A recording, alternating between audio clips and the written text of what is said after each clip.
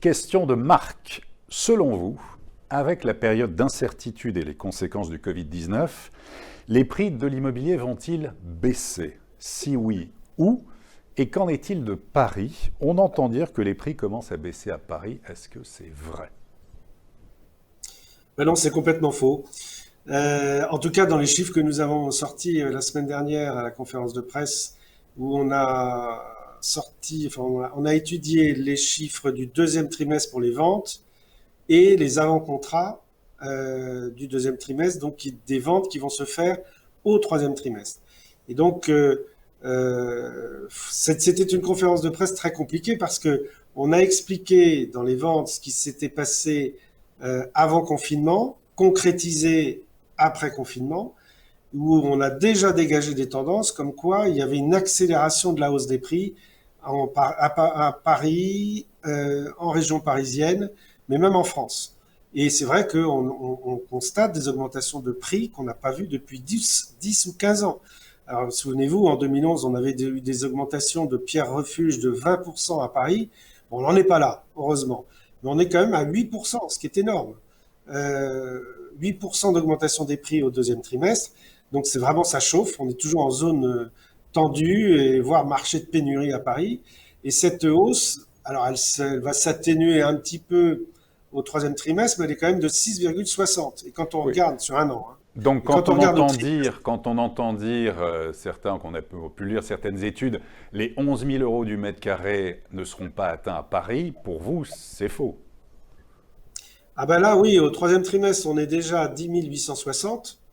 Donc, si on continue sur cette lignée, on va atteindre les 11 000 malheureusement, hein, parce que c'est quand même pas terrible que ça monte comme ça, mais bon, on va atteindre ces 11 000 en début d'année 2021.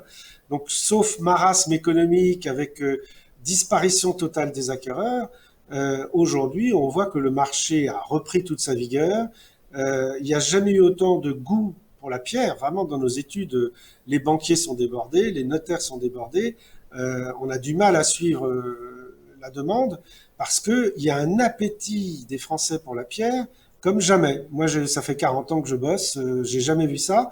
Et c'est vrai que ce confinement a créé on se rend pas compte de l'effet psychologique, mais a créé des pulsions, c'est vraiment des pulsions sur la pierre.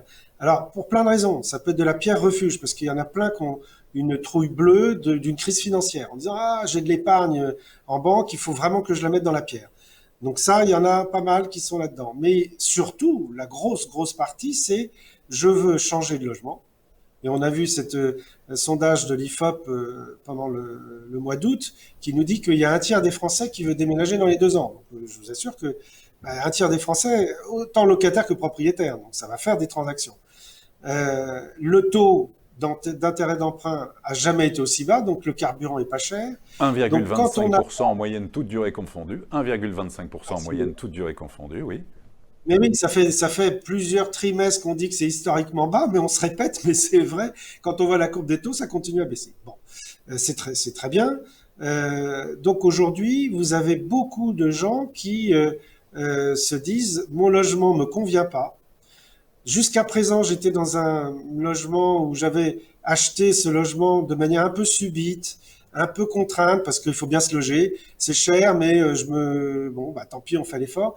Alors qu'aujourd'hui, on voit dans le comportement des gens, ils sont plus dans la pierre volontaire. Vraiment, ils sont même peut-être plaisir.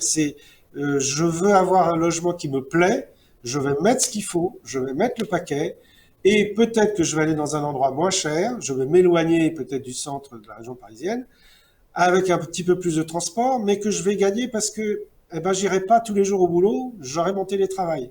Et donc, quelque part, j'aurai peut-être plus de transport, mais pas tous les jours, pas 5 jours dans la semaine. Et Donc impact voilà, aussi sur aujourd'hui, le prix des maisons, notamment en région parisienne. Impact sur le prix des maisons en région parisienne.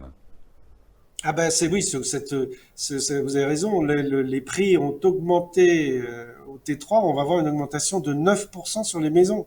C'est quelque chose qu'on n'avait pas vu depuis 15 ans. Les maisons, elles suivaient les appartements dans leur hausse de prix, mais elles étaient à la traîne.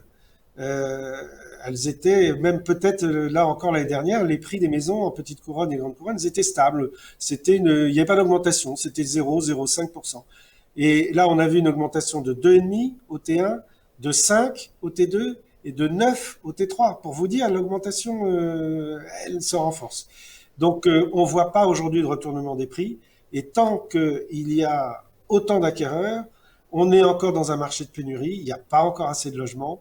Donc, l'offre ne correspond pas à la demande. Donc, il n'y a pas de raison que ça baisse. Sauf si ces acquéreurs disparaissent d'un seul coup. Voilà. Mais pourquoi disparaîtrait-il? Ça va vraiment dire que l'économie, là, il y a un marasme économique total. Or, c'est vrai quand même que on voit dans les acquéreurs, surtout dans la région parisienne, c'est des CSP+. Donc, qui va être impacté par le chômage?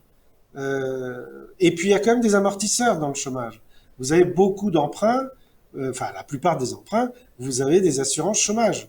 Donc, voilà, tous ces amortisseurs en France font que on ne croit pas au marasme immobilier.